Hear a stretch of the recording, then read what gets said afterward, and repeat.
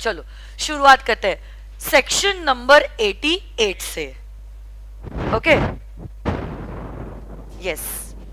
So I am just, जैसे मैंने आपको कल बताया था, I am opening my chart book in front of you all. If you have the chart book you can keep the chart book in front of your eyes. Otherwise आपकी जो main book है volume number 1B, that you can have it in front of your eyes. Even if you all are not my students, my dear friends, it is still okay. You all can always keep the institute's module in front of your eyes and you can do the revision with me. देखो ये revision का फायदा सबसे ज्यादा तब होगा जब आप मेरे साथ रिविजन्स लोगे. Okay, so I want you all to answer along with me. Okay, कोशिश कीजिए सारे सवालों के जवाब देने के लिए. अगर आपको किसी सवाल का जवाब नहीं आता है या किसी सवाल का जवाब आपने गलत दिया है, please mark that section there and there itself in the textbook. Okay, so that you exactly now know that these are the sections on which you have to focus more on. Getting this or no? आज के marathon के बाद अब आपके mind में ये clarity आ जानी चाहिए आपके इंटर लॉ में कौन से वो टॉपिक्स है जो स्ट्रेंथ है और कौन से वीकनेसेस है. And now you need to really work on your weaknesses. Okay, so that is why please revise with me. गलत दिया जवाब तो भी चलेगा, अभी गलत दिया चलेगा. इनफैक्ट उन 3 घंटों में आप गलत जवाब देना अफोर्ड नहीं कर सकते because it could afford you 6 months. That we don't want, and that is why please revise with me. Always remember, this revision is for you and not for okay. तो इसी से चलो शुरुआत की करते हैं हम लोग चैप्टर नंबर 7 की, कंपनीज एक्ट की, which is relating to management and administration. Yes और नो गाइस?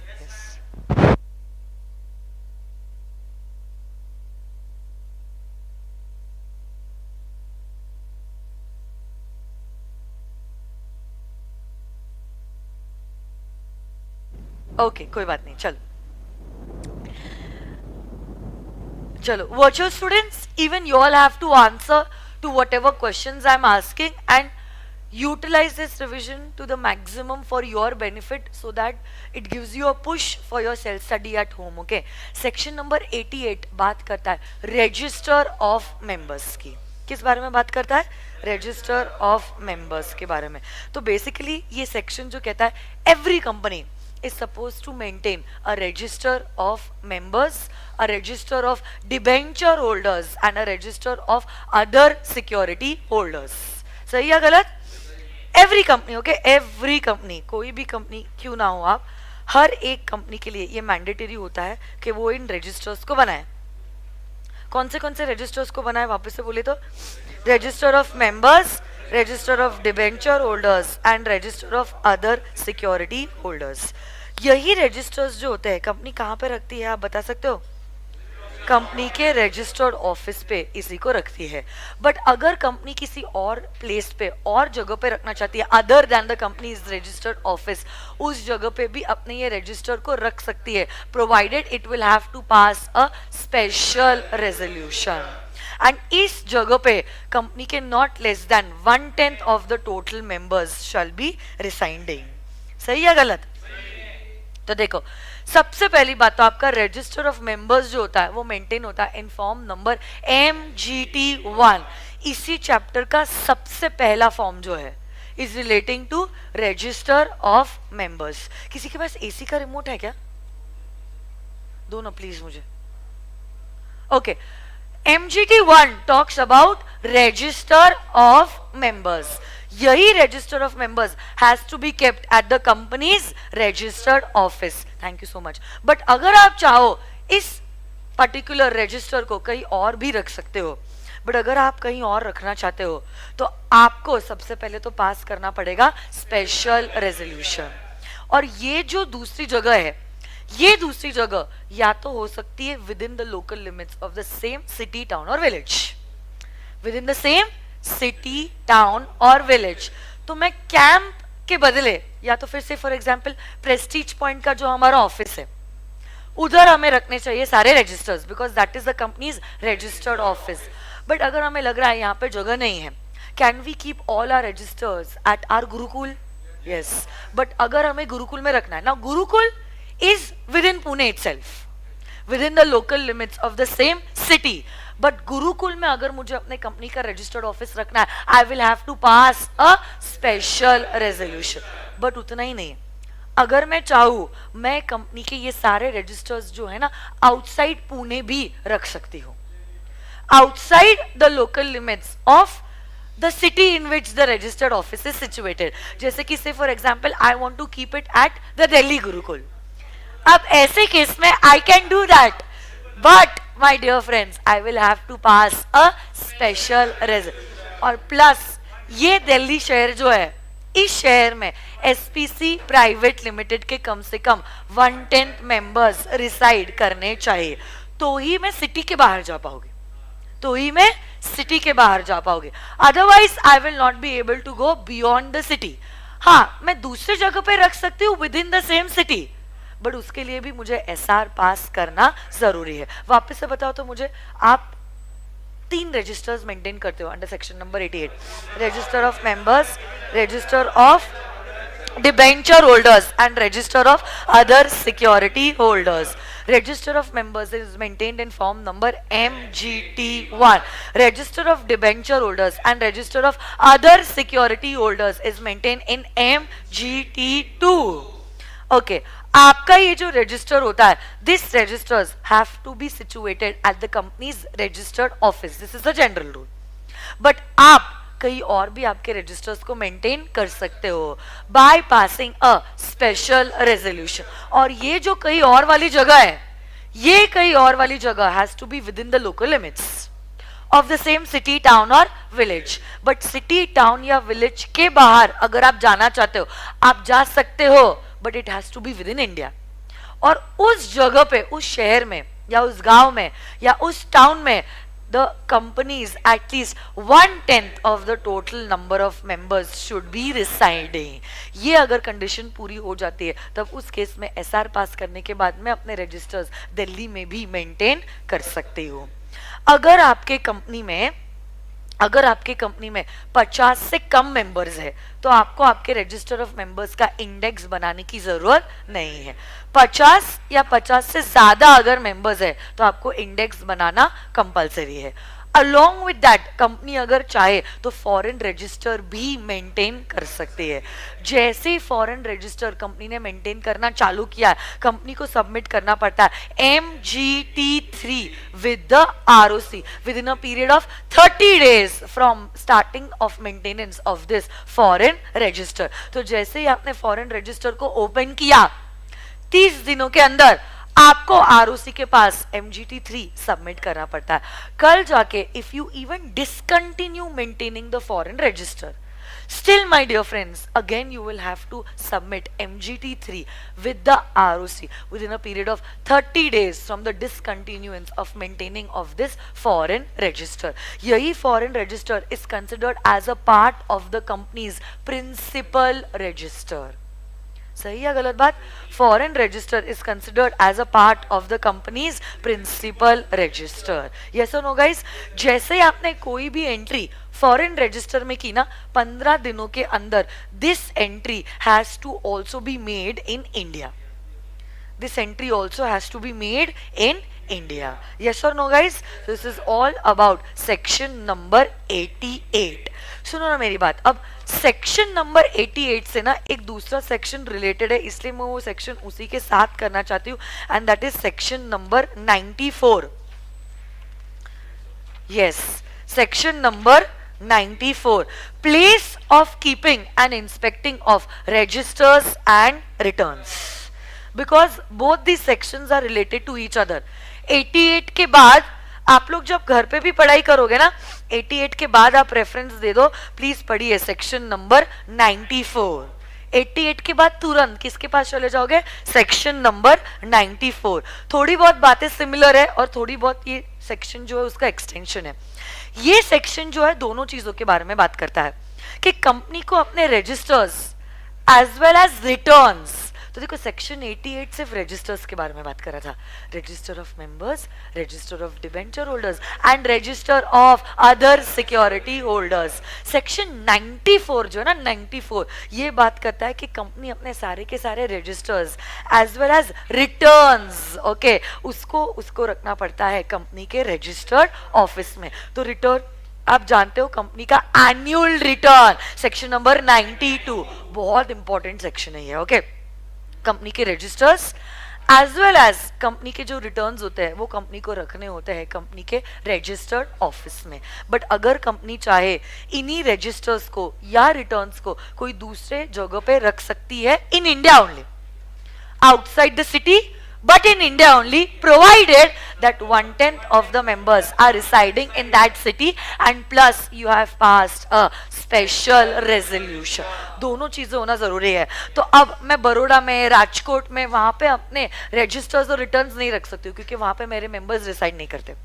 दिल्ली मैंने इसलिए चूज किया क्योंकि कंपनी के 1/10 से ज्यादा मेंबर्स वहां पे रहते हैं, बट वहां पे भी रखना तभी परमिसिबल होगा जब कंपनी में पास हुआ है, very good, special resolution.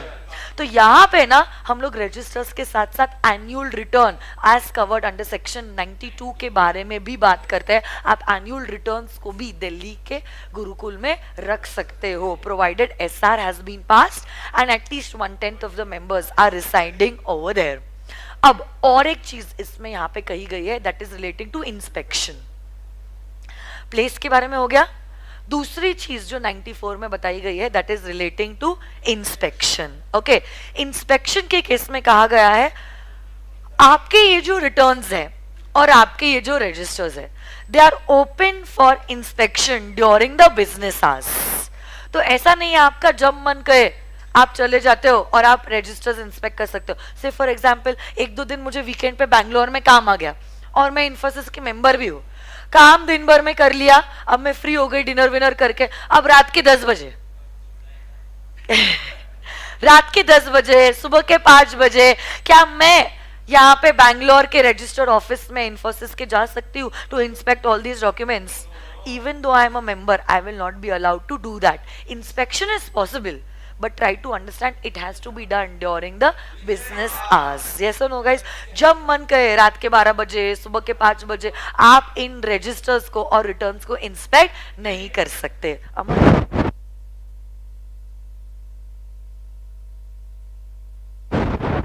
Okay, along with that my dear friends, each and every member, each and every debenture holder, each and every other security holder and the beneficial owner can inspect these registers and returns without even payment of fees.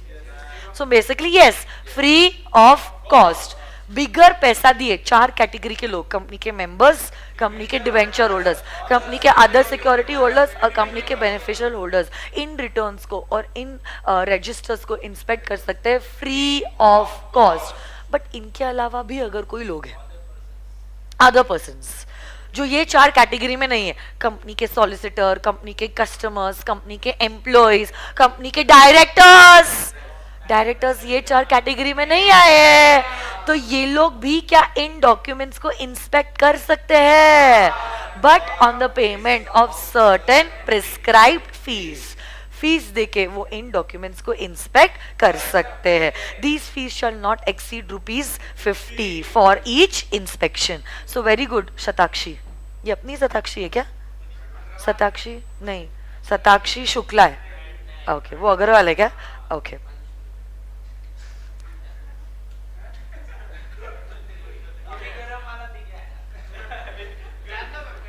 Along with that, my dear friends, सुनो ना मेरी बात, every member, debenture holder, other security holder and beneficial owner can also take the extracts during the business hours on the payment of certain fees, or if they want they can also take copies of these registers or returns, okay? और ये copies इन्हीं लोगों को provide की जाएगी with in a period of 7 days। इन 4 के अलावा जो बाकी के लोग हैं वो सिर्फ इंस्पेक्ट कर सकते हैं, एक्सट्रैक्ट्स या फोटो कॉपीज मतलब जेरोक्सेस वो नहीं ले सकते हैं, ओके? हाँ, इसमें एक चीज है देखो इसमें एक डॉक्यूमेंट आता है रजिस्टर में, that is register of members. There is an amendment. वैसे मैंने अमेंडमेंट क्लास में ऑलरेडी इस बारे में बता दिया था, बट मैं वापस से रिवाइज करूँ तो I want to revise the amendment also. सुनो मेरी बात, इसमें एक अमेंडमेंट है. One of the registers is the register of members. One of the registers is what? Register of members. तो देखो any person can inspect the register of members, क्योंकि देखो member, debenture holder, security holder and beneficial holder तो free of cost inspect कर सकता है. But दूसरे लोग भी जो ये 4 कैटेगरी में नहीं है, मतलब चाहे आप मेंबर हो ना हो, डिवेंचर होल्डर हो ना हो, सिक्योरिटी होल्डर हो ना हो, बेनिफिशियल ओनर हो ना, you have the right to inspect these registers. Register of members, register of debenture holders, register of other security holders and annual returns. अब रजिस्टर ऑफ मेंबर्स जो होता है, इस रजिस्टर ऑफ मेंबर्स में company के members के काफ़ी confidential information लिखी होती है, जैसे कि कंपनी के मेंबर्स के एड्रेस, कंपनी के मेंबर्स का पैन नंबर, उनका ईमेल आईडी, उनका यूनिक आइडेंटिफिकेशन नंबर, जैसे आधार कार्ड. कितना कॉन्फिडेंशियल डॉक्यूमेंट है. आधार कार्ड के बेसिस पे बहुत सारे कांड हो सकते हैं. तो अब आप सोचो any person can inspect this particular registers. अगर आप member, debenture holder, security holder हो, बेनिफिशियल होल्डर हो, तब तो आप फ्री ऑफ कॉस्ट इंस्पेक्ट कर सकते हो. बट अगर आप नहीं भी हो तो पेमेंट ऑफ 50 रुपए में देके मेरे को जो इन्फॉर्मेशन मिल रही है वो लाखों की है. Are you understanding this?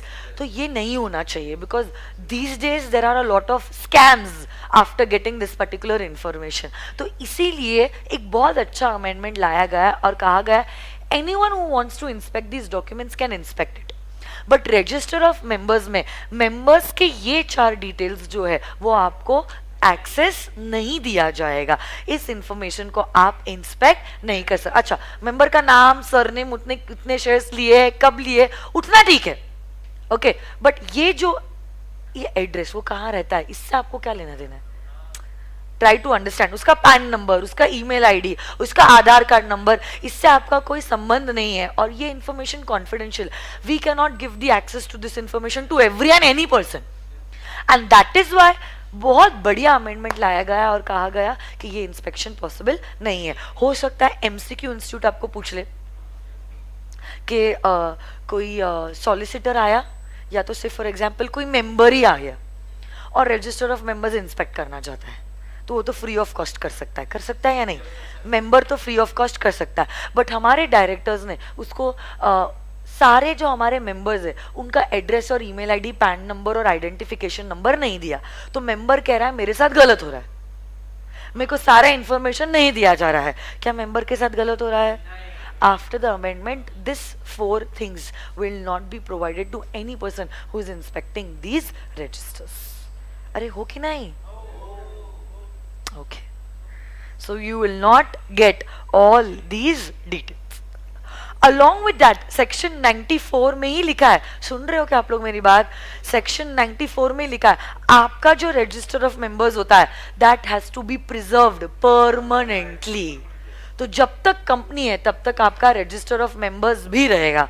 Register of debenture holders and register of other securities has to be maintained up to a period of 8 years from the date of redemption, not from the date of issue, from the date of redemption. Along with that my dear friends, आपने जो भी 92 के अंदर मतलब annual returns जो file किए वो भी आपको प्रिजर्व करने रखते हैं within a period for a period of 8 years from the date of filing. अब आप लोग जानते हो foreign register is considered as the principal register. तो जो प्रिंसिपल रजिस्टर के लिए नंबर्स है वही इसके लिए भी एप्लीकेबल हो गए. This foreign register of members also has to be maintain permanently. And foreign register of debenture holder and foreign register of other security holders has to be maintained for a period of 8 years from the date of redemption. So this is about these two sections 88 and 94. Did you get this? एक बार वापस से revise करें फिर आगे जाए. 88 इस chapter को यहाँ पे ही खत्म कर लो.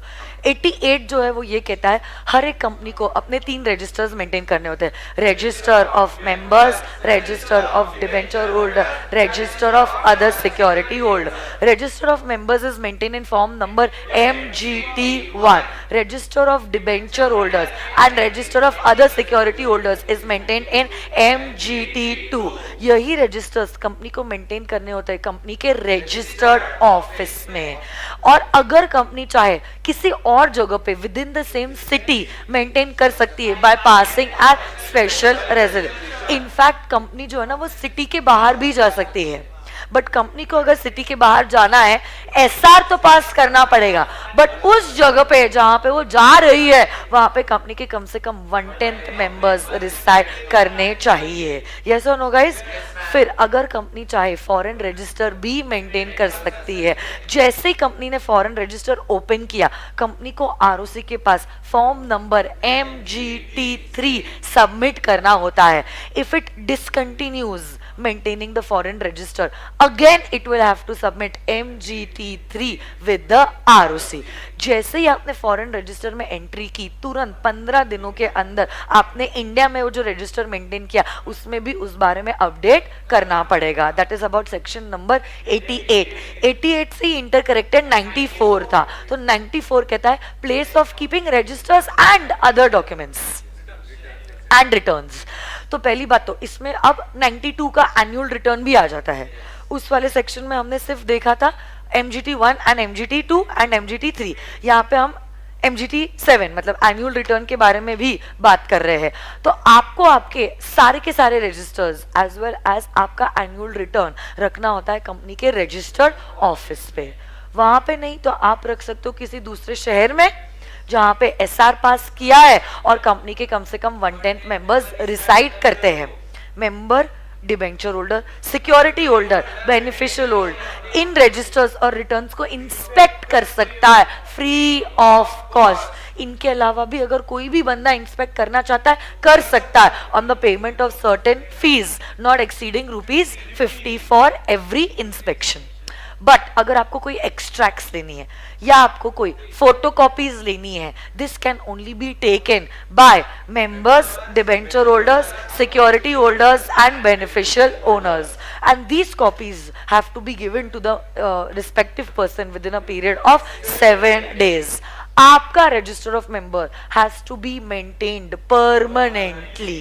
जब तक कंपनी है तब तक आपका रजिस्टर ऑफ मेंबर भी रहेगा। Register of debenture holder and other security holder has to be maintained for a period of 8 years from the date of redemption। अगर आपने annual return फाइल किए, annual return फाइल होने के 8 सालों तक आपके annual return को प्रिजर्व किया जाएगा। Foreign register is considered as the principal register. The foreign register of members has to be maintained permanently। Okay और आपका foreign register of debenture holders and foreign register of other security holders has to be maintained for a period of 8 years from the date of redemption। So this is all about section number 94, 88 and 94। अब हम लोग जाते हैं आगे। 89 और 90 करते हैं, रुक जाओ मैं आपको बताती हूँ कहाँ पे, रुक जाओ एक मिनट 91 पे आ जाओ। 91 यस, पावर टू क्लोज 91 ये रहा। Power to close the register of members और द डिबेंचर होल्डर्स और द सिक्योरिटी होल्डर्स।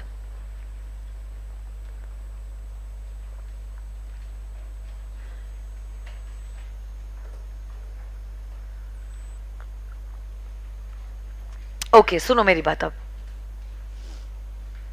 अगर कंपनी चाहे क्या अपना register of members, register of debenture holders and register of other security holders को close कर सकती है। वो क्लोज कर सकती है by giving a notice of minimum 7 days।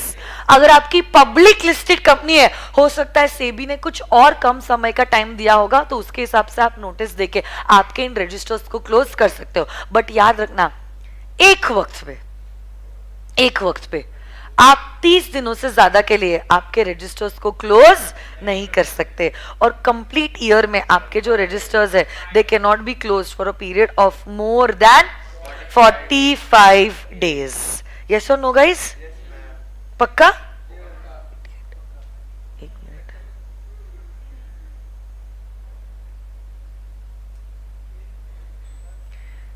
अच्छा, इसमें मेरे पास ये था. ठीक है, कोई बात नहीं. मेरा एक पीपीटी था ना इसके ऊपर, मेरे को मिल रहा नहीं है वो पीपीटी क्लोजिंग वाला, बट मुझे पता है. हाँ बराबर.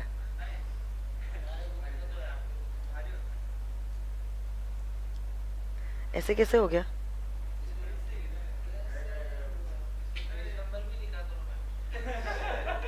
और कुछ बेटा अभी?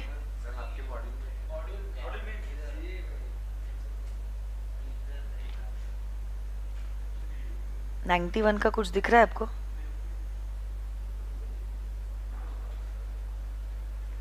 88, 89 है और 92 है, 91 ही नहीं है. कौन सा मॉडल? अच्छा, वैसा दिखा दो. ऐसे बोल रहे हो क्या आप?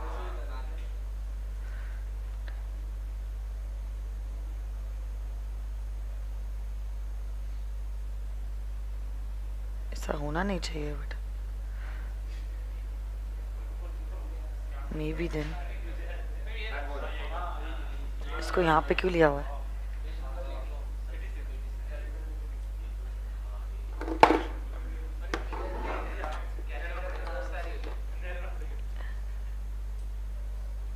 इसको यहाँ पे हटा देते हो.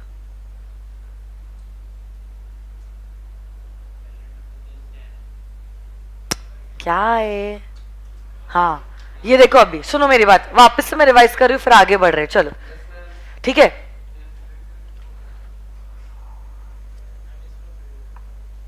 सुनो मेरी बात. आप आपके register of members, register of debenture holders, register of security holders को अगर चाहो तो क्लोज कर सकते हो, जिसके लिए आपको देना पड़ेगा 7 डेज का notice. But your at one time you cannot close your registers for a period of more than 30 days. but एक complete साल में आप 45 days से ज्यादा आपके registers को close नहीं कर सकते. This is all about section number 91. 88 हो गया, 91 हो गया और 94 हो गया. अब और एक छोटे सेक्शन पे आ जाओ, which is relating to section number 92, annual returns. And this section is like really very very very very very important. Okay, section number 92 किसके बारे में बात कर रहा है? एनुअल रिटर्न्स के बारे में बात कर रहा है. ओके, ये सेक्शन कहता है एनुअल रिटर्न का. I just open the chart book.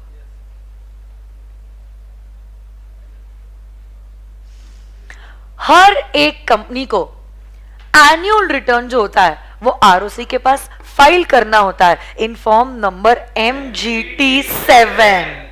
Okay, सिर्फ हमने एक थोड़ा सा प्रिविलेज दिया है. अगर आपकी ओपीसी है या आपकी स्मॉल कंपनी है तो इतने सारे डिटेल्स आपको लिखने की जरूरत नहीं है. थोड़ी बहुत डिटेल्स आप लिखते हो और आप सबमिट करते हो MGT7A.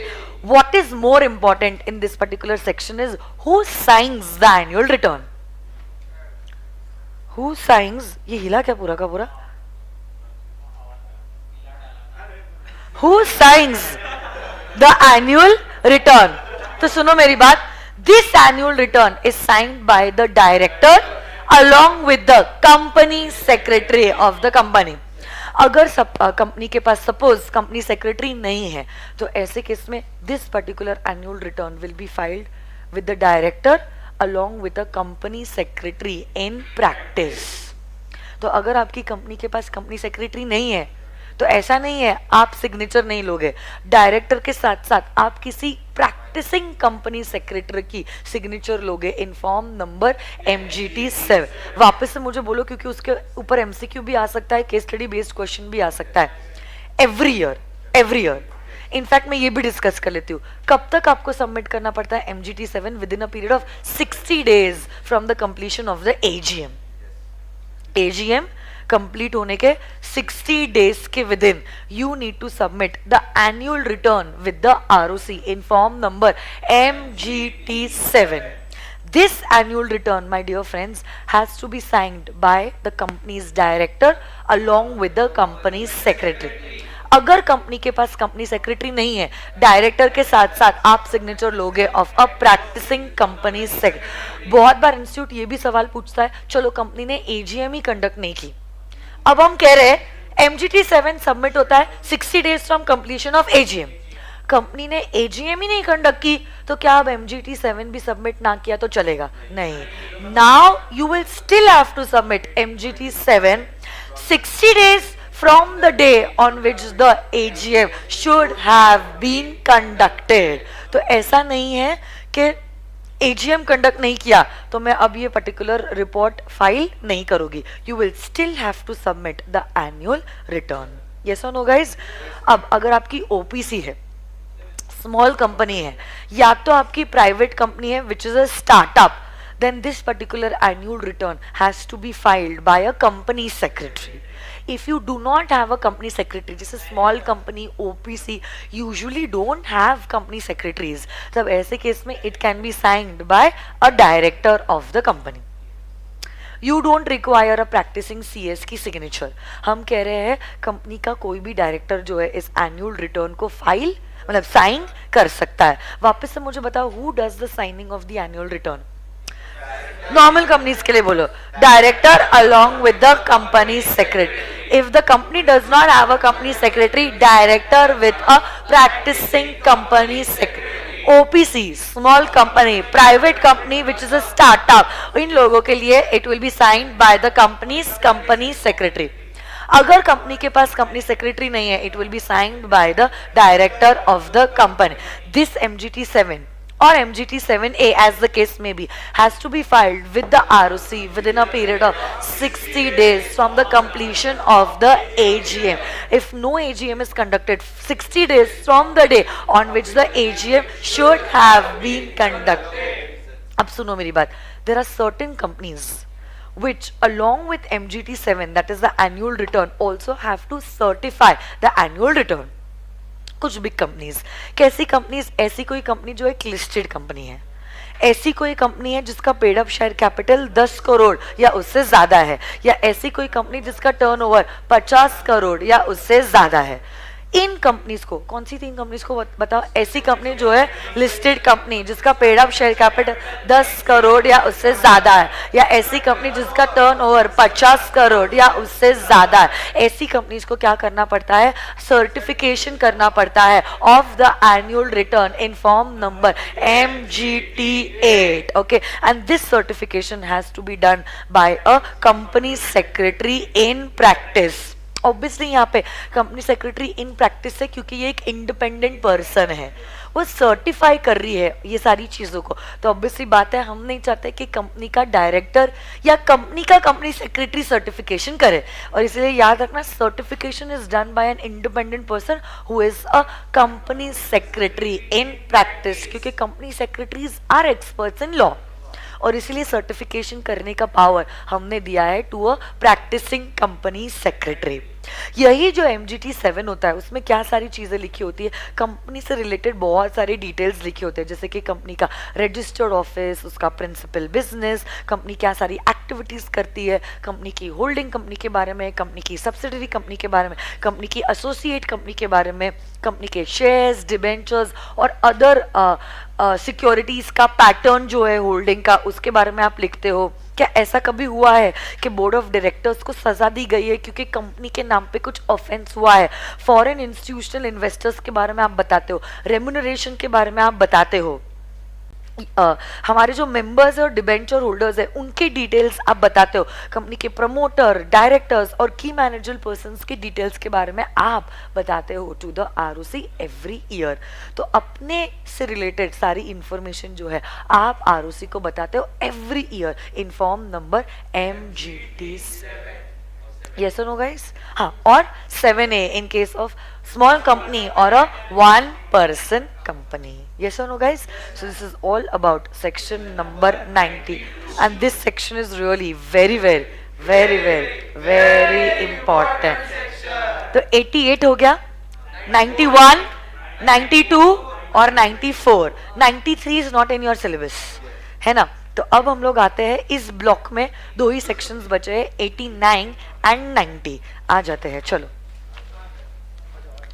89 किस बारे में है? 89 यस, डिक्लेरेशन के बारे में है. Declaration in respect of beneficial interest in any shares.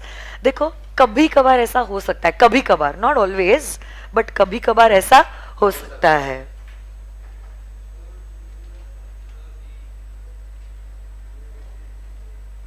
Okay, yesterday's जो लेक्चर था ना, जो सिर्फ कुछ टेक्निकल ग्लिच के वजह से, यूट्यूब के वजह से सिर्फ 1 hour 38 minutes दिख रहा था.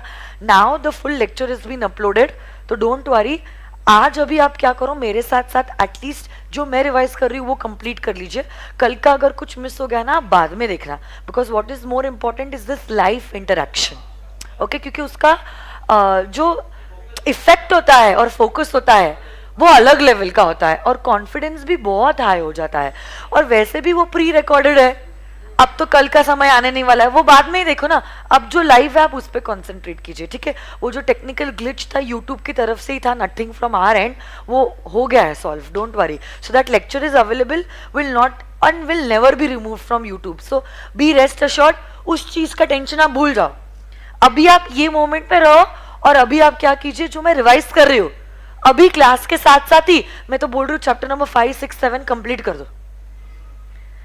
मैंने कल के कंपैरिजन में आज थोड़ी सी पेस कम रखी है. मैं डबल बार रिवीजन ले रही हूँ, अगर आप देख रहे हो. पहले मैं पढ़ा रही हूँ, फिर वापस आपको सवाल पूछ रही हूँ, बिकॉज मैं चाहती हूँ ये चैप्टर आज के आज कंप्लीट हो जाए आपके, तो उतना वर्कलोड कम रहेगा. क्योंकि कल मैंने देखा था चैप्टर 1, 2, 3 अच्छा हुआ था आपका, 4 में आपका हुआ ही नहीं था. या तो आप थक गए थे, या तो आपका चैप्टर अच्छे से हुआ ही नहीं था, तो इसीलिए हाँ फ्लो ब्रेक हो गया था इसीलिए. So that is why I thought today double time लगे चलेगा. आज का दिन मैंने डेडिकेट किया, it is okay, it should get completed here and here itself. तो घर पे आपको एफर्ट्स उतने कम लगेंगे, ठीक है? और अगर आप नहीं चाहते तो I will just constantly keep on doing 1 1 1 1 1 1 1 1 after the 1, जैसे भी आप कम. इससे क्या हो जाएगा ना, कंप्लीट हो जाएगा, यहाँ पे टेंशन की बात ही नहीं रहेगी, ठीक है? ओके, सही जा रहा है फ्लो. वर्चुअल स्टूडेंट्स भी वही कह रहे हैं, मैम मजा आ रहा है. यस मैम, ऐसे ही चलने दो, बढ़िया है, बस बेस्ट है. फिर क्योंकि वो चैप्टर 4 का जब रिवीजन हुआ ना, तभी फिर मैंने डिसाइड किया tomorrow I will not follow that pattern. मुझे ऐसा लग रहा था सिर्फ मैं ही बोल रही हूँ, आपके साइड से कुछ इनपुट्स ही नहीं आ रहे. तो एटलीस्ट अभी मैं आपको रिवाइज करवा ले रही हूँ, तो आपका फ्रेश हो जा रहा है. And then when I am asking you, you are able to give the answer. तो that's how it should be done. So depending upon how you are answering, I am changing the flow also, ठीक है? हाँ, मैं कहाँ आ रही थी? Section number 89 पे आ जाओ. ओके, बहुत इजी है ये सेक्शन, ज्यादा चीज के बारे में बात नहीं कर रहा है. सेक्शन नंबर 89, कभी कभार ऐसा हो सकता है, ओके, कि शेयर्स का बेनिफिशियल ओनर कोई एक है और रजिस्टर्ड होल्डर कोई और है. कभी कभार, नॉट ऑलवेज. यूजुअली जो जनरल बात है वो यही होता है कि जो बेनिफिशियल ओनर होता है और जो रजिस्टर्ड होल्डर होता है वो एक ही होता है. बट कभी कभार ऐसा हो सकता है कि कंपनी का रजिस्टर्ड होल्डर कोई एक और बेनिफिशियल होल्डर कोई और है, जैसे कि होल्ली ओन सब्सिडरी कंपनीज के केस में होता है. मैंने एग्जाम्पल दिया था कि हम लोग स्विट्जरलैंड चले गए, हमने आपको अपॉइंट किया था, है ना? तो रजिस्टर्ड होल्डर जो है वो आप हो, आप ही सारा डिटेल्स देख रहे हो, और बेनिफिट्स जो है बेसिकली हमको मिल रहे हैं. या मैंने दीपिका और रणबीर का एग्जाम्पल दिया था, हमारा एग्जाम्पल दिया था ना. हाँ, तो रजिस्टर्ड होल्डर कोई एक जिसका नाम रजिस्टर ऑफ मेंबर्स में लिखा गया है, बट बेनिफिशियल होल्डर जो है वो और कोई है. तो अगर आपके कंपनी के केस में भी ऐसा हुआ है कि रजिस्टर्ड होल्डर कोई एक, जैसे अंकिता मैम रजिस्टर्ड होल्डर है, बट बेनिफिशियल होल्डर कोई और है, दीपिका एंड रणबीर, तो अब ऐसे केस में my dear friends, law maker कहता है जो रजिस्टर्ड होल्डर है उसको 30 दिनों के अंदर कंपनी के पास MGT4 फाइल करना पड़ता है, रिलेटिंग टू द फैक्ट कि हे कंपनी देखो, मैं जरूर इन शेयर्स का रजिस्टर्ड होल्डर हूं, बट बेनिफिशियल होल्डर हम नहीं है, रजिस्टर्ड होल्डर दीपिका और रणबीर सिंह है. साइमल्टेनियसली एक साइड पे जहां पे मैं MGT4 जो है वो कंपनी के पास 30 दिनों के अंदर फाइल करती हूँ, even Deepika and Ranbir have to file MGT5 with the company within a period of 30 days. और वो लोग उल्टा कहेंगे, वो लोग कहेंगे हे कंपनी देखो, भले ही हम बेनिफिशियल होल्डर है बट इन शेयर्स के रजिस्टर्ड होल्डर जो है वो अंकिता मैम है। तो अब देखो, सबसे पहले तो रजिस्टर्ड होल्डर कंपनी के पास जाता है फॉर्म नंबर MGT4 के साथ within a period of 30 days. Beneficial holder जाता है कंपनी के पास with MGT5 within a period of 30 days. और कंपनी ROC के पास जाती है in form number MGT6 within a period of 30 days. This is all that is given in this particular section. सिर्फ एक चीज को याद रखना, ये सेक्शन गिफ्ट के केस में एप्लीकेबल नहीं होता है। हमने एक केस भी देखा था, एम्मा ने अपने शेयर्स कुछ गिफ्ट किए थे कैथी को जो उसकी सिस्टर थी। गिफ्ट के केस में मैंने अगर आपको शेयर्स गिफ्ट किए हैं, समझने की कोशिश करो, now you are the owner. See if I gift you something, you are the complete owner of that particular thing. I will not have any right on the gift that I have given to you. तो gift के case में तो आप registered holder भी होते हो और आप बेनिफिशियल होल्डर भी होते हो। देखो, एक बार मैंने आपको कुछ दे दिया as a gift, will I still continue to have the rights on that particular goods?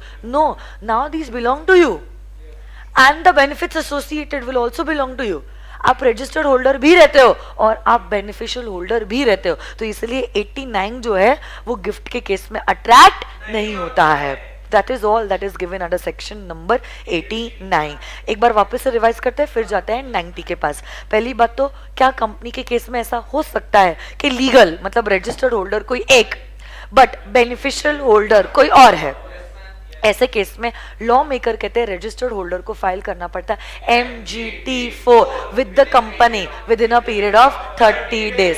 Simultaneously beneficial holder file करता है MGT5 with the company within a period of 30। Company ROC के पास फाइल करती है MGT6 with, that is it. तो अब देखो, MGT 1 2 3 4 5 6 सारे हो गए रजिस्टर ऑफ मेंबर्स, 7 और 7A भी हो गया और MGT 8 भी हो गया। क्या बात है। 1 रजिस्टर ऑफ मेंबर्स, फिर register of debenture holders, other security holders MGT 2, foreign register MGT 3, 4 5 6 is registered holder, beneficial holder, company to ROC in MGT 6, MGT 7 annual return, MGT 7A annual return for OPC and small company, MGT 8 certification of the annual return। क्या बात है यार, interest, very good।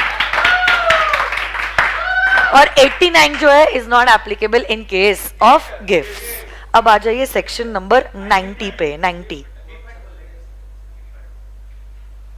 Section number 90, ये देखो, ये मैंने बहुत सारे केसेस जो है सेक्शन नंबर 90 के डिस्कस किए थे। ये केस 1 2 3 4, क्या तुम्हें याद है? तो ये जो सेक्शन 90 जो है, it talks about a significant beneficial owner. It talks about what? Significant beneficial owner. Significant beneficial owner कौन है? Significant beneficial owner, I am just sitting, okay. Significant beneficial owner is an individual, okay, जो क्या कर रहा है, company को indirectly control कर रहा है। सामने नहीं आ रहा है बट पीछे से कहीं ना कहीं या किसी के थ्रू क्या कर रहा है, कंपनी के अफेयर्स को कंट्रोल कर रहा है। बट उसने क्या किया है, डायरेक्टली अपना चेहरा नहीं दिखाया, बीच में किसी को लाके वो पीछे कहीं छुप गया है। तब ऐसे केस में लॉ मेकर कहते हैं, हे सिग्निफिकेंट बेनिफिशियल ओनर, आपकी जिम्मेदारी है कि अगर आप कंपनी के SBO हो, अब सवाल आता है who is an SBO according to the rules, okay. वैसे तो एक्ट में कहा है 25%, but according to the rules there is a lower number prescribe, और फिर हम एक्ट और रूल दोनों को मद्देनजर रखते हुए इसी कंक्लूजन पे आएंगे, yes the number that is relevant for you is 10%। ये पर्टिकुलर प्रोविजन कहता है कोई भी बंदा, any individual who is holding at least, मतलब not less than, okay, 10% of the shares in the company is holding at least 10% of the shares of the company, or he is holding at least 10% of the voting power, or he is getting at least 10% of the dividend of the company, okay, will be known as a significant beneficial owner. वापस से देखो, who is a significant beneficial owner?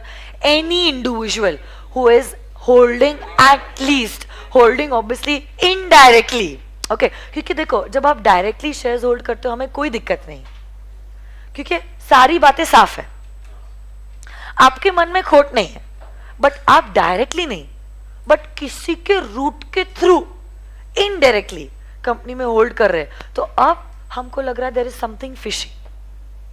ऐसा क्यों हो रहा है? ऐसा होना नहीं चाहिए. आपको अगर इन्वेस्ट ही करना है आप डायरेक्टली कर लीजिए. Why are you investing indirectly through someone's route? हो सकता है कुछ गड़बड़ है, तो now we want to keep a special watch on you, and that is why we introduce section number 90.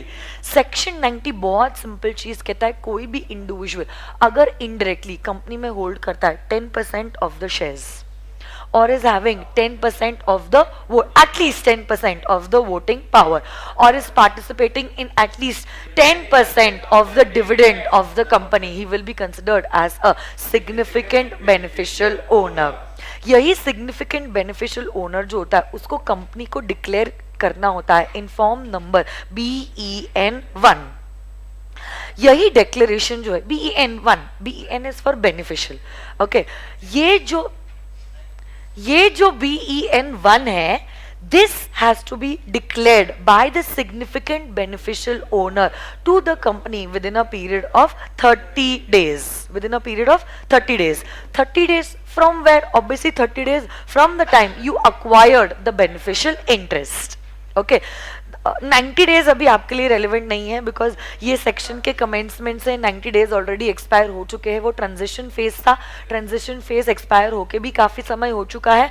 So currently practically, and I think even examination point of view, the number of days, the timeline that is important for you is 30 days. 30 days from the day you acquired the beneficial interest, you are supposed to file BEN1 with the company wherein you are declaring that you are a significant beneficial owner. हर एक company को in fact register of significant beneficial owners maintain करना होता है. इन BEN3 1 में आप क्या कर रहे हो? SBO कंपनी को डिक्लेयर कर रहा है 30 दिनों के अंदर कि he is a significant beneficial owner. In turn company क्या करती है? ROC को इस बारे में बताती है. तो company files BEN2 which is a return of significant beneficial owner with the ROC. आप मतलब SBO कंपनी के पास जाते हो 30 दिनों के अंदर, 30 दिन from the date you became a SBO, and you submit BEN1. Company ROC के पास क्या फाइल करेगी? BEN2. It is the return of SBO. Company को साइमल्टेनियसली अपने रजिस्टर्ड ऑफिस में एक रजिस्टर भी मेंटेन करना होता है, register of significant beneficial owners, and this register is maintained in form number BEN3. Along with that आगे ये सेक्शन कहता है, सुनो ना मेरी बात, आगे ये सेक्शन कहता है कि अगर कंपनी को शक है, सुन रहे हो क्या?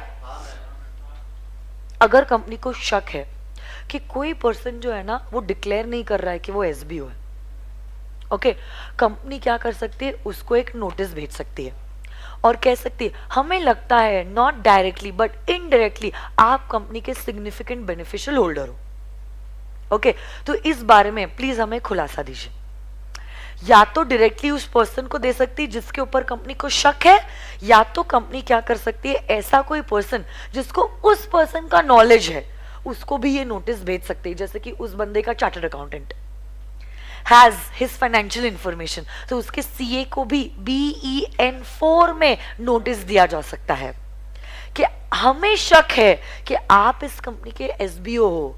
अब या तो आप हमारा शक यकीन में बदल दीजिए, या तो हमारा डाउट है उसको आप क्लैरिफाई कर दीजिए, क्लियर कर दीजिए, एंड प्रूव अस रॉन्ग कि हमारा जो शक है वो सही नहीं है, वो गलत है.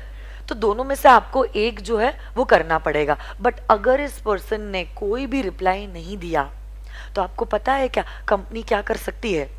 अगर इस बंदे ने 30 दिनों के अंदर रिप्लाई नहीं किया टू द कंपनी, उसने रिप्लाई नहीं किया, या तो जो उसने इंफॉर्मेशन दी है वो हमारे लिए सेटिस्फैक्टरी नहीं है, तो कंपनी जो है 15 दिनों के अंदर ट्रिब्यूनल के पास जा सकती है। किसके पास जा सकती है? और कह सकती है, हे ट्रिब्यूनल देखो, हमने खुद सेल्फ स्टडी किया है और हमको लगता है हमारे ये जो शेयर्स है ये बंदा इनडायरेक्टली होल्ड कर रहा है, हमको शक भी हुआ, हमने उसको बोला भी, बट फिर भी उसने कोई रिप्लाई नहीं दिया, या जो उसने रिप्लाई दिया उसका हमें सेटिस्फैक्टरी जवाब नहीं मिला है। अब ये बंदे का इरादा सही नहीं है, प्लीज आप इसके अगेंस्ट एक्शन लीजिए। ट्रिब्यूनल जो है वो क्या कर सकता है? उन शेयर से एसोसिएटेड सारे राइट्स जो है उसको सस्पेंड कर सकता है, छीन सकता है। अब ऐसे केस में ट्रिब्यूनल का ये ऑर्डर आ गया, ओके, ट्रिब्यूनल जो है ये ऑर्डर देती है और उसके बाद क्या होता है, my dear friends, these rights that were attached to those shares will be suspended. अगर मैं चाहती हूँ ये शेयर्स के राइट्स सस्पेंड ना हो 1 साल के अंदर, I will have to go to the tribunal and I will have to prove it to the tribunal. But अगर ये नहीं भी हुआ तो ऐसे केस में ट्रिब्यूनल आपको पता है क्या कर सकता है? Tribunal can also transfer your shares to the IEPF। So this is all about section number 90। मैं वापस से कहना चाहती हूँ, और जिस्ट ऑफ सेक्शन नंबर 90 सुन लो मेरी बात। कोई भी SBO जो है, who is an SBO? Yes, ऐसा कोई पर्सन जो इनडायरेक्टली कंपनी के 10% शेयर्स, 10% वोटिंग पावर या 10% डिविडेंड में पार्टिसिपेट कर रहा है, उसकी जिम्मेदारी है कि वो BEN1 30 दिनों के अंदर कंपनी को सबमिट करे। कंपनी को BEN2 ROC के पास फाइल करना होता है। साइमल्टेनियसली कंपनी को BEN3 में रजिस्टर ऑफ SBO मेंटेन करना पड़ता है। अगर कंपनी को शक है कि कोई बंदा जो है वो SBO है, कंपनी एक नोटिस उसको दे सकती है इन BEN4, या तो उसको, या तो ऐसे कोई पर्सन को, chartered accountant is just an example, act में लिखा है ऐसे कोई पर्सन को जिसको उस पर्सन के बारे में नॉलेज है। Okay, CA is just an example that I gave you to understand. Okay, तो अब अगर उस बंदे ने रिप्लाई नहीं किया या उसने जो रिप्लाई किया है वो इंफॉर्मेशन हमें सेटिस्फैक्टरी नहीं लगी, तो कंपनी जो है वो ट्रिब्यूनल के पास जा सकती है within a period of 15 days, और ट्रिब्यूनल ऑर्डर पास कर सकती है कि उसके ये जो शेयर्स है हम उनके राइट्स को सस्पेंड कर देंगे। और जैसे ही ट्रिब्यूनल ने ऑर्डर पास किया, my dear friends, what will happen? All the rights attached will be now suspended. अगर हम चाहते हैं ये राइट्स अटैच्ड हमारे सस्पेंड ना हो, हम ट्रिब्यूनल के पास जा सकते हैं within a period of 1 year. अगर ये बंदे ने इतना भी 1 ईयर के अंदर भी ट्रिब्यूनल के पास नहीं गया, तब अब ट्रिब्यूनल ऑर्डर पास करने के बाद उसके ये जो शेयर्स है वो ट्रांसफर कर देगी to IEPF। This is all about section number 90। तो ऐसे करके 88 हो गया, 88 रजिस्टर ऑफ मेंबर्स, 89 ये डिक्लेरेशन, अरे हाँ है ना, 90 हो गया SBO, 91 भी हो गया, किस बारे में 91? Power to close the registers of members, 92 annual return, 93 तो है ही नहीं, and 94 is inspection, place of keeping also and inspection both is covered under section number 94। 95 तो ठीक है, ये रजिस्टर्स जो होती है प्राइमा फेसी एविडेंस होते हैं, prima facie not conclusive. Evidence दो टाइप के होते हैं, प्राइमा फेसी होते हैं और कंक्लूसिव होते हैं। ये रजिस्टर्स और रिटर्न्स क्या होते हैं? Prima facie evidence. This is 94। तो हमारा ये पूरा ब्लॉक जो है वो कंप्लीट हो गया। नहीं हुआ 95? मैंने क्या बोला? ओ आई एम सो सॉरी, 95 बात कर रहा था कि ये जो रजिस्टर्स और रिटर्न्स होते हैं, मैं वही कहना चाहती थी, are a prima facie evidence, conclusive नहीं है। कैसे है? प्राइमा फेसी एविडेंस है। तो ऐसे करके हमारा 88 से 95 ये पूरा ब्लॉक जो है which is relating to administration and management, basically relating to all registers and returns is completed.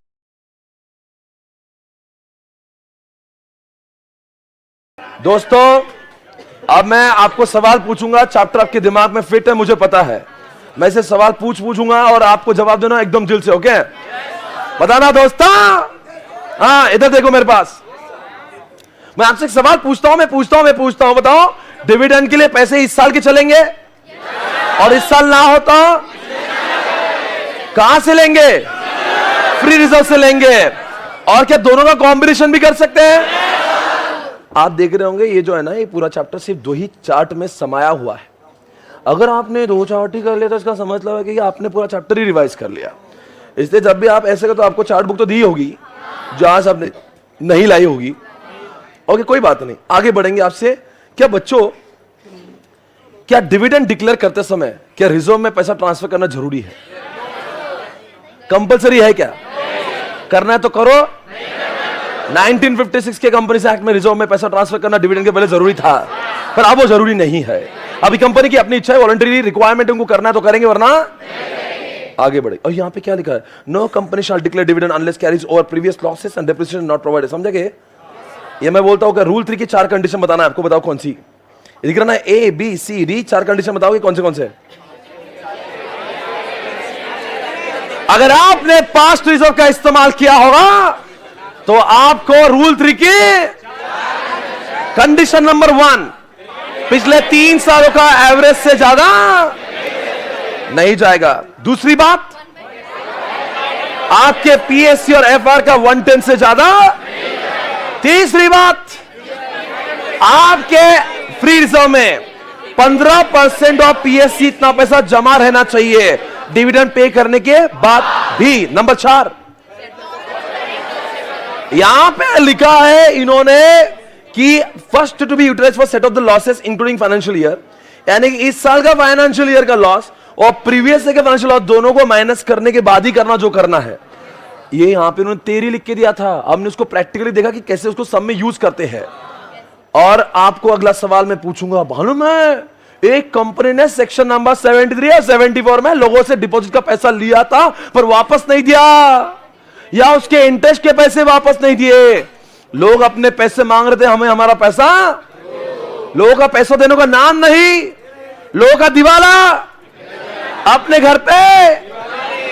आप तब तक डिविडेंड डिक्लेयर नहीं कर सकते हो जब तक आपने लोगों का पैसा, यानी कि सेक्शन नंबर 73, 74 में लोगों का पैसा चुका दो।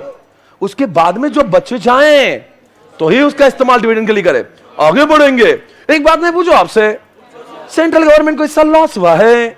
अरे बोलो, हुआ है। उसके बाद उन्होंने क्या करना चाहिए? अब 2 इसके इंटरप्रिटेशन। एक, आईसीए के मुताबिक वो डिविडेंड दे ही नहीं सकते। सामान्य इंटरप्रिटेशन क्या दे सकते हैं, पर उनको ये कंडीशन का फालतू फॉलो करने की जरूरत नहीं, क्योंकि वो गवर्नमेंट, वो क्यों फॉलो करेगी? अगला सवाल मित्रों, दुनिया में 2 टाइप के डिविडेंड होते हैं, इंटरिम, एक final. Any dividend which is declared between 2 AGM is called as interim. Any dividend which is declared on the AGM is called as, it is proposed by BOD, approved by board of director.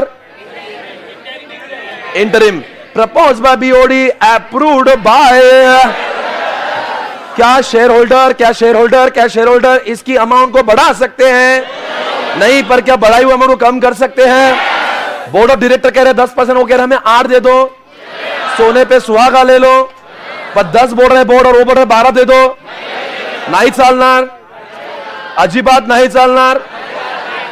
दोस्तों, क्या dividend biscuit में दे सकते हैं? क्या stock में दे सकते हैं? क्या कैश में, रोकड़ा में, एनईएफटी में, जीपे में, पोस्ट डेटेड चेक में? हाँ, कुछ भी बोलते। हाँ बोल रहा है छिचोरे। पोस्ट डेटेड चेक नहीं चलते, चेक चलता है अभी का। PDC not allowed. दोस्तों, ये जो डिविडेंड है वो किसको दिया जाएगा? रजिस्टर्ड शेयर होल्डर को, या उसके बैंकर को, या उसने जिस बंदे को ऑथोराइज किया होगा उसको। वो जा रहा होगा, मैं शहीद हो रहा हूं, मैं अमर हो रहा हूं, मेरे बच्चों को इसके बाद तो दे चलेगा, बच्चों को मिलेगा। वो बोलेगा इतने सारे बैंक का इतने सारा डिविडेंड मैं कलेक्ट नहीं कर सकता, मेरे पैसे बैंक चलेगा। एक इंसान ने, अक्षय कुमार ने ईयर 1 में, 2 में, 3 में, 4 में 7 साल तक डिविडेंड ले, अब क्या होगा? उसके सारे शेयर्स कहां जाएंगे? दोस्तों, डिविडेंड डिक्लेयर करने के कितने दिन बाद शेड्यूल बैंक में जाना चाहिए और कितने दिनों में उसको मिल जाना चाहिए? और उसको नहीं दिया तो 18% का इंटरेस्ट लगेगा कंपनी को, और डायरेक्टर को 2 साल तक की सजा हो सकती है, और फाइन 1000 रुपए मिनिमम लग सकता है। बोलो हाँ या ना? दोस्तों, अगर 30 साल तक हम दे रहे थे, अरे दे रहे थे पर वो ना आई, हम दे रहे थे पर वो डिविडेंड लेने ना आई, 7 दिनों के बाद कहां जाएंगे? उड़ा में जाने के बाद कितने साल तक इंतजार करेंगे? 7 साल में भी नहीं आई, आईपीएफ में डाल देंगे। इधर देखो 90 डेज के बारे में कुछ बोलो। आईपीएफ में नहीं, उड़ा में आने के 90 डेज के बाद में लिस्ट जारी करते क्या ये सारे लोग हैं इन्होंने अभी तक भी अपना पैसा, आपके आसपास ऐसे लोग मिलेंगे तो जरूर बताओ, उनको बोलो अपना पैसा उड़ा से लेके जाएं। मित्रों एक बात है आपके सभी के लिए बहुत काम की है, आप बताएं उड़ा में पैसा 37 डे पे डालना था पर आपने 1 साल बाद डाला, इंटरेस्ट लगेगा कि कितना परसेंट का? 12% का, 12% का, 12% का इंटरेस्ट लगा देंगे। एक बात मैं कहना चाहूंगा, बोल रहा हूं, 126 सेक्शन की बात करेंगे, अबेंस की बात करेंगे। ए ने बी को बेचा, नाम ए का ही है, डिविडेंड ए को ही मिलेगा, नाम बी का आ गया, बी को मिलेगा। ए ने बेचा बी को, नाम अभी भी ए का, बी कर रहा है अप्लाई, सेक्शन नंबर 126, ना डिविडेंड इसको ना उसको जाएगा अबेंस में। ऐसे समय पे वो आएगा बोनस इश्यू, ऐसे समय पे आएगा राइट इश्यू, ना मिलेगा ए को ना मिलेगा वो जाएगा। दोस्तों एक बात पूछ रहा हूं, 125 में 11 सेक्शन है, 125 सब सेक्शन 1, इसका निर्माण सीजी करेगा। 125 2 कहां से पैसा आएगा? 3 में कहां पे पैसा? नंबर 4 में अगर अप्लाई करना तो 5 लोग करना, 5 में 9 लोग हैं, 9 में कौन से लोग हैं? एक चेयरपर्सन, एक सीईओ, 7 मेंबर्स। सब सेक्शन 6 की बात करेंगे, इसका एडमिन कौन देगा, इसको रिसोर्सेस कौन देगा? सब सेक्शन 8 में क्या होगा? They are suppose to maintain the books of account. Sub section number 9 members appointed in section number 5 will be spending on। Sub section 10 और 8 में क्या कनेक्शन है? 8 में अकाउंट्स बनेगा, 10 में क्या होगा? ऑडिट होगा। और सीएजी ऑडिट करके रिपोर्ट किसको देगा? किसको देगा? एक बात पूछू क्या, 127 में सॉरी 125 सब सेक्शन 11 में अब सीजी ये रिपोर्ट बना के पार्लियामेंट को देगा, ये भी क्लियर है। एक ही पॉइंट बाकी है, 127 में ऐसी कौन सी 5 कंडीशन है जहां पे आपको कंपनी को इंटरेस्ट नहीं लगता और डायरेक्टर को फाइन नहीं लगती? क्या तुम्हें याद है? अच्छे से पढ़ के निकालो, पहले जल्दी से याद करो, टाइम नहीं अपने पास। मित्रों हम आपको आईसीए की ओर ले जाएंगे। Are you ready for it? ICA के क्वेश्चन आप सॉल्व कर पाएंगे? बोलो कर पाएंगे नहीं कर पाएंगे? पक्का श्योर अबाउट दिस एवरीवन? हम आपको ऐसा एकदम भारी वाला पेपर दिखाते हैं। Ready for it?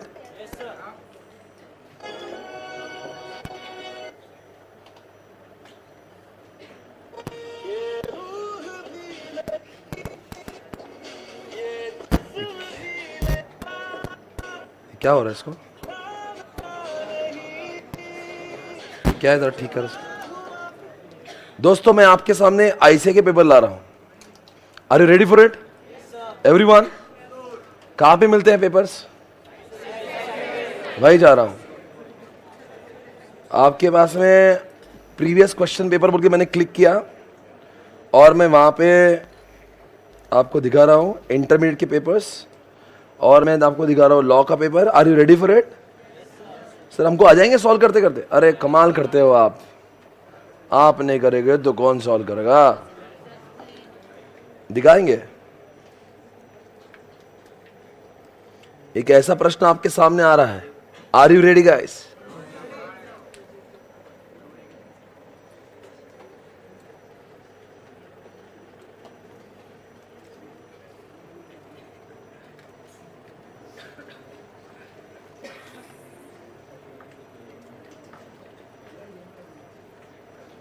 आपके सामने आ रहा है, 3 मार्क के लिए क्वेश्चन है, and this paper is coming from अभी जो खत्म हुआ था एग्जामिनेशन, जिसका नाम है May 22 का आईसीए का पेपर है।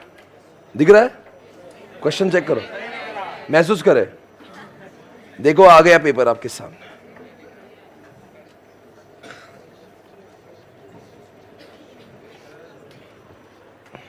आपका समय शुरू होता है।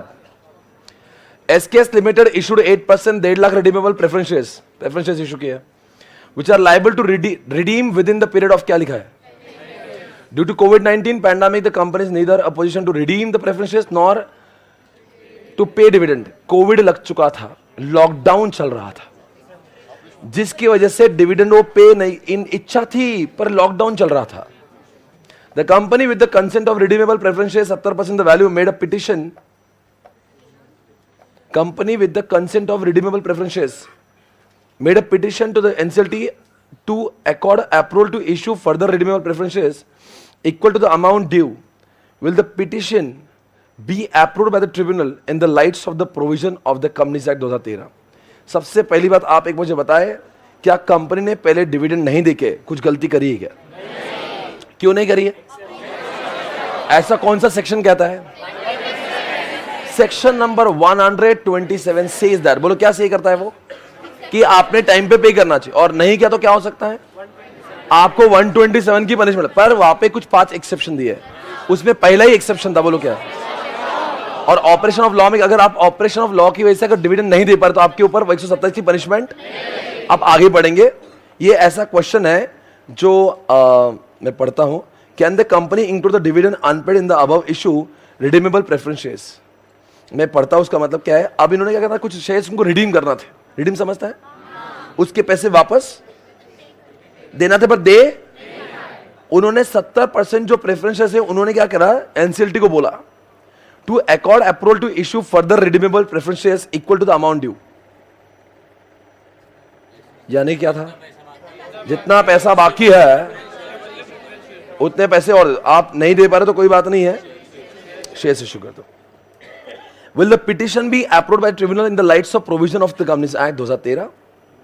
Can the company include the dividend unpaid in the above issue of redeemable preferences? मतलब हम आपको प्रेफरेंसेस दे रहे, बदले में डिविडेंड नहीं देंगे। मतलब डिविडेंड मत देने, आप डिविडेंड अब जान दो, कोविड लग गया था आप जान दो, अब उसके लिए हमको शेयर्स दे देंगे। हाँ या ना में आप थोड़ा लॉजिकल बताओ मुझे। साहब हमारा डिविडेंड है ना, आपका प्रेफरेंसेस का तेल लगाने, और हमको लिखा था डिविडेंड हमेशा कैश में आना चाहिए, या फिर चेक में, या फिर ये जो है ना, ये नौटंकी बंद करो, इसके बदले में देंगे। हमने क्या दिए थे? डिविडेंड चाहिए था ना हमें, तो हमें क्या मिलेगा? हो गया आंसर खत्म। तो डिविडेंड के बदले क्या मिलना चाहिए? हो गया। आपके सामने आ रहा हूं मैं अगला क्वेश्चन लेके, are you ready for it? अरे आपको सॉल्व करना है कि नहीं करना है? मैं 18 से क्वेश्चन पूछेंगे आपके साथ में। मे 18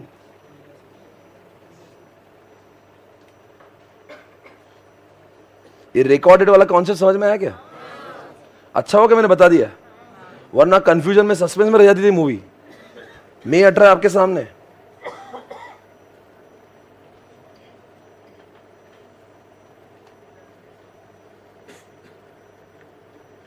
क्या है ये भी आपका नहीं है।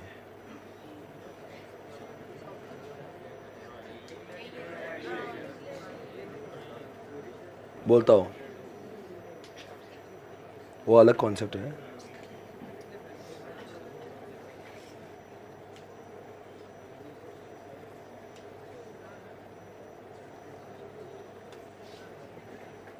बोलना चाहता हूं मैं, बोलो या नहीं बोलो? सर ये पेपर्स क्यों दिखा रहे हैं आप? क्यों दिखा रहे हैं? मतलब ये आना चाहिए आपको।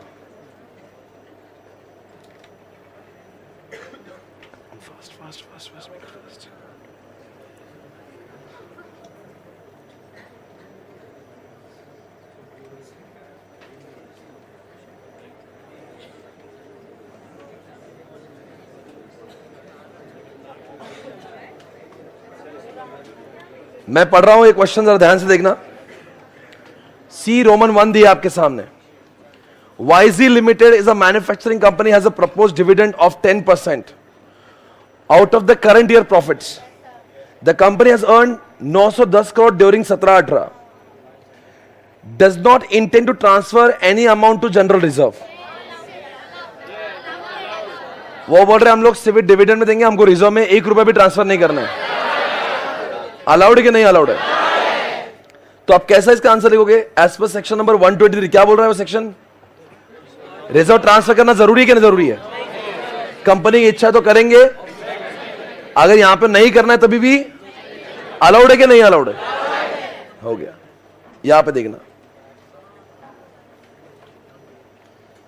Karan was holding 5,000 equity shares of 100 each. Final call 10 रुपए per share was not paid by the Karan. Examine with the reference to the relevant provision the amount of dividend Karan should receive. अब क्या हुआ ना, ये करण जो होला है ना, इसने खुद ने 10 रुपए दिए नहीं थे कंपनी को। करण शेयर होल्डर है, उसने अभी तक 100 रुपए के शेयर के लिए 90 दिए थे, तो कंपनी को करण से 10 रुपए लेना बाकी थे। अब इन्होंने क्या करा, ये 100 रुपए का एक शेयर है, डिविडेंड डिक्लेयर जो हो रहा है उनका, अब ये 5000 इक्विटी शेयर्स ऑफ 100 ईच का था, और आप मुझे बताओ डिविडेंड डिक्लेयर किया 10%, तो आपको कितना देना था उसको? और यानी कि दोस्तों यहां पे 5000 शेयर जो है उसके 100 रुपए ईच ये शेयर का प्राइस है। तो आप मुझे बताएंगे 10% डिविडेंड कितना होता? यानी एक शेयर का डिविडेंड कितना है? 10 रुपए, तो 5000 के कितने होंगे? तो 50,000 रुपए उसको डिविडेंड मिलना चाहिए था, पर कितना मिलेगा कि नहीं मिलेगा? क्यों नहीं मिलेगा? और उसका 10 रुपए बाकी था। अब 10 रुपए डिविडेंड मिलने वाले थे और 10 रुपए देना बाकी थे। आप मुझे बताओ कंपनी उसको कितना डिविडेंड देगी? देगी क्या नहीं देगी? और ये अलाउड है क्या? तो यहां तो 123 की पनिशमेंट लग जाएगी, 127 की। 127 की पनिशमेंट क्यों नहीं लगेगी? एक्सेप्शन में लिखा कि सेट ऑफ करना। आपको समझ आ रहा है? ये 3 मार्क और फिर 3 mark. Are you feeling confident guys? इस तरह से हर अटेम्प्ट में आपको 6 मार्क के लिए क्वेश्चन यहां पे पूछे जाते हैं, कभी 5 कभी 6 मार्क्स के क्वेश्चन। देखते एक बस लास्ट पेपर लेता हूं मैं समझाने के लिए कि आपको आ रहा है कि नहीं आ रहा है। ये है 2 मार्क के लिए क्वेश्चन आपके सामने। Are you ready guys? PQ Limited declared and paid 10% dividend to all the shareholder except Kumar यानी कि Sunny Leone, who instructed the company to deposit the dividend amount directly to the bank. The company accordingly remitted dividend, but the bank returned the payment on the grounds that the account number जो कुमार ने यानी कि Sunny Leone ने जो अपना account number दिया था वो टैली नहीं हो रहा है। The company however did not inform to Kumar. अब वो कुमार को बोला ही नहीं कि तेरा अकाउंट नंबर गलत है, अब उसको मिला नहीं, तो बताओ पनिशमेंट कंपनी को लगेगी या नहीं लगेगी? कौन से सेक्शन के हिसाब से? कितनी पनिशमेंट लगेगी? कंपनी को कितना %? और बाकी डायरेक्टर को कम से कम 1000 रुपए प्रतिदिन और 2 साल तक की सजा हो सकती है इसके जुर्माने में। समझ आ रहा है? और ये जो एक्सेप्शन में केस था ये बन सकता था अगर उसको इंफॉर्मेशन मिली होती, पर यहां पे इंफॉर्मेशन मिली नहीं है। आपको समझ में आ रहा है कैसे क्वेश्चन आते हैं? यानी कि हमने जो पढ़ा है ना बच्चों, समझ रहे हो आप? हमने जो पढ़ा है वही क्वेश्चन आने वाले हैं, पर सिर्फ उसको ही थोड़ा सा ट्विस्ट करा के घुमा फिरा के क्वेश्चन पूछ लेते हो। लास्ट पेपर क्या आपको इंटरेस्ट नहीं आ रहा पेपर सॉल्व करने में? तो अगर ऐसा तो मैं बंद कर सकता हूं, मुझे कोई प्रॉब्लम नहीं है। क्या भूख लगी आपको? बंद कर दे, 1 मिनट रुक सकते हैं। लास्ट मैंने खुद ही बोला लास्ट। मैडम वेरी सॉरी, आपको भूख लगी है, हम आपके और रोटी के बीच में आ रहे हैं।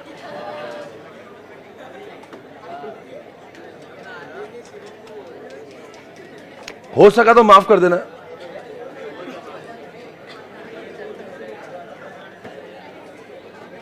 जवाब दो मेरे सवालों का। किधर गया डिविडेंड?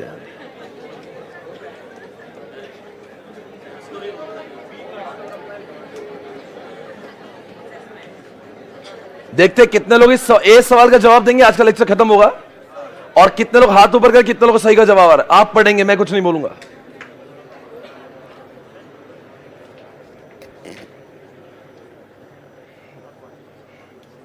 डिपॉजिट का पैसा लोगों का चुकाया नहीं उन्होंने।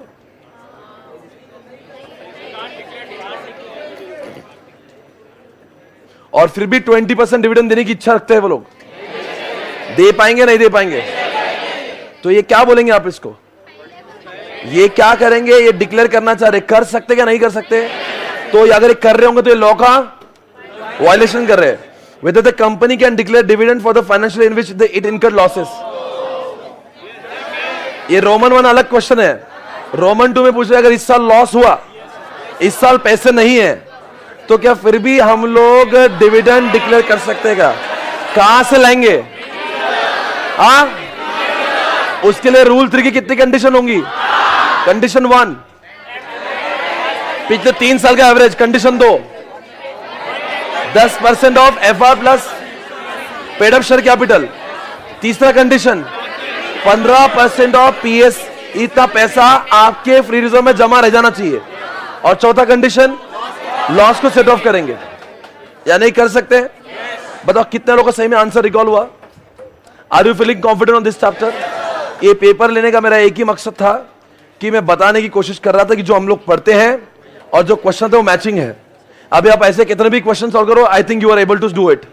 Are you feeling confident guys? Are you feeling confident everybody? I see you later. Take care. Bye bye guys.